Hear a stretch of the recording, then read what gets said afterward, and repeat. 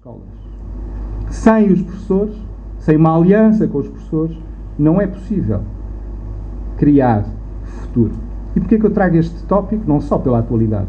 É porque é talvez dos campos onde mais se evidencia a dificuldade de criar esperança. Hoje temos 130 mil professores, na sua esmagadora maioria de braços caídos, que não lutam pelo futuro, que não acreditam no futuro, que estão profundamente desanimados. Culpa deles? Também, com certeza. Mas culpa de quem não foi capaz de os mobilizar para os enormes desafios que têm à sua frente. Retomo as razões de esperança. Na década de 70, mais de metade dos alojamentos familiares não possuía água canalizada, eletricidade e rede de esgotos. No início do século XXI, estávamos próximos de coberturas de 100%.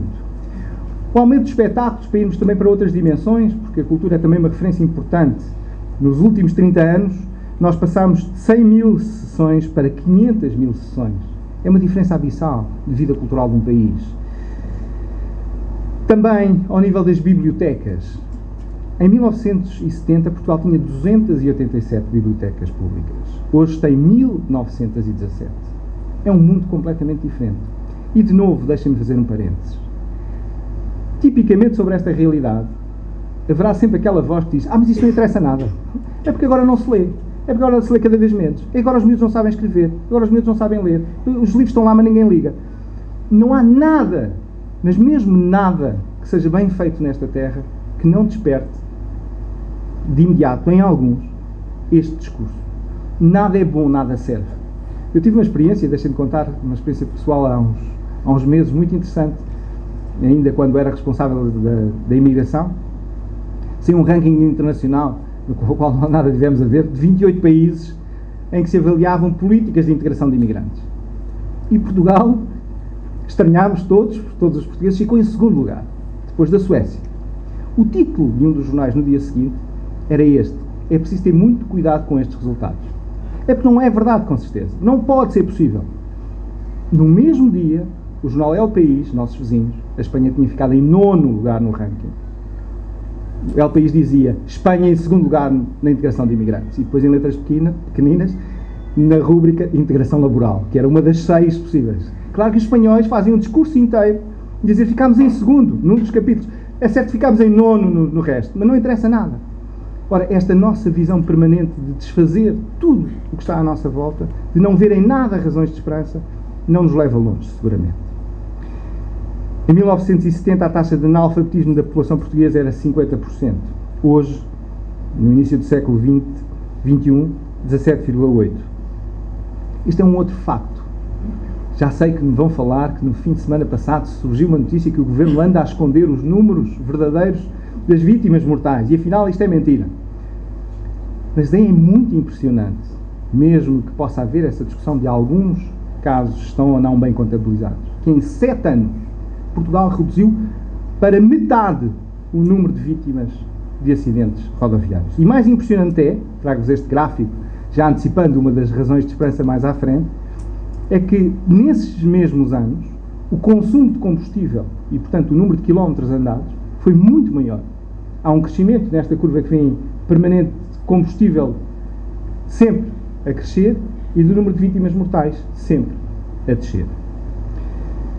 Mas termino com esta. Esta é talvez a que mais nos faz brilhar os olhos. Também há aqui seguramente um vestígio da ligação à área da saúde. Portugal tem uma das mais baixas taxas de mortalidade infantil do mundo. 3,4 por 1000 nascimentos. No final dos anos 60, este valor era de 77 por 1000. Porquê é que isto é fundamental? É porque, ao contrário das estradas dirão, com certeza, nós multiplicamos por 10 o número de quilómetros de autoestradas que temos. Dirão todos, dinheiro da CE, dinheiro da Europa, não tem mérito nenhum. Não vou discutir. Mas reduzir a taxa de mortalidade infantil, não há nenhum dinheiro que por si só faça.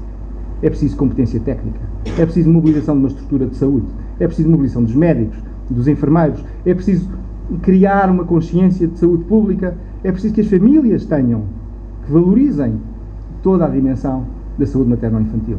É todo um sistema que se tem que articular para obter estes resultados extraordinários. E Portugal conseguiu. Portugal fez aquilo que é uma das transformações mais extraordinárias na sua história, ao nível da taxa de mortalidade infantil. Mas, de novo, se é verdade esta enorme conquista, como podemos ver aqui, só já dos anos de 87 a 2006, a quebra muito impressionante dos números na mortalidade infantil, temos problemas que persistem. Por exemplo, temos a quebra da taxa de natalidade como um problema cada vez mais sério na realidade portuguesa. E cada vez que olhamos para a realidade portuguesa encontramos sempre esta dualidade. Grandes conquistas, grandes desafios. Grandes conquistas, grandes desafios. E o que o MEP quer trazer à política portuguesa, e que aqui inicia nesta sessão, em que iniciamos este nosso ano político, é esta afirmação. Nós temos muitos desafios para vencer, só poderemos vencer se encontrarmos nas vitórias que já tivemos a energia, o aprender, o perceber os fatores críticos de sucesso para vencer as novas etapas. A mensagem que vos queremos deixar é esta, que é o nosso slogan, que é tão bom, tão bom, tão bom, tão bom, que o PSD nos Açores resolveu usá-lo. Nós, no nosso espírito generoso que nos deve caracterizar, ainda não nos desenhámos seriamente com o PSD, mas lá que é indecente é. O PSD Açores está a usar o nosso slogan, para quem não sabe, para quem não teve a ocasião de vir aos Açores recentemente, na sua campanha. Percebemos que gostem, que nós também gostamos muito, mas é bom que tenham consciência dos direitos de autor. Melhor é possível é o grande desafio para o nosso trabalho, para a proposta política que queremos protagonizar em Portugal, para a construção a que queremos apelar, mobilizar todos e cada um.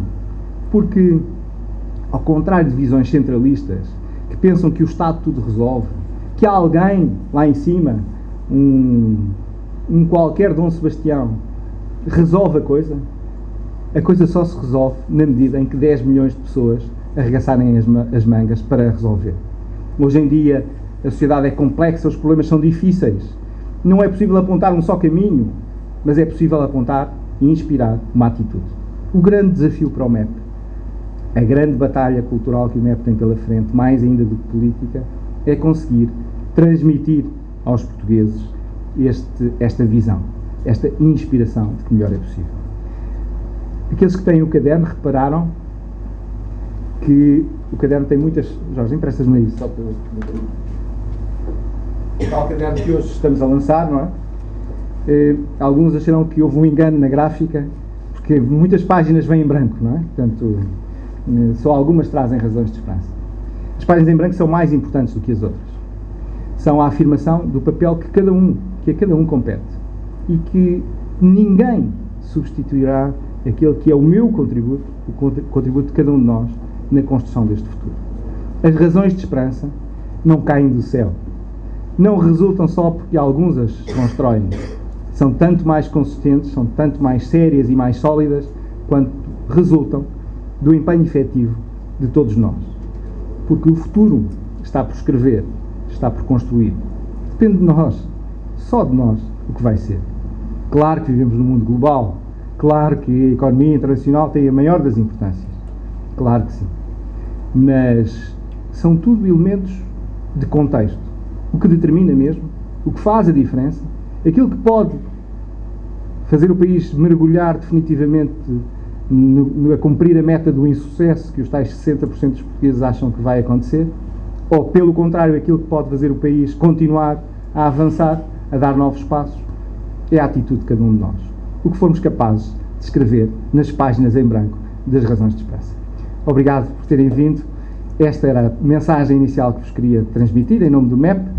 Vamos seguir a nossa sessão com uma segunda parte. Não fazemos intervalo porque a sessão é curta, mas com os nossos convidados em torno de Portugal, que razões de esperança. Muito obrigado.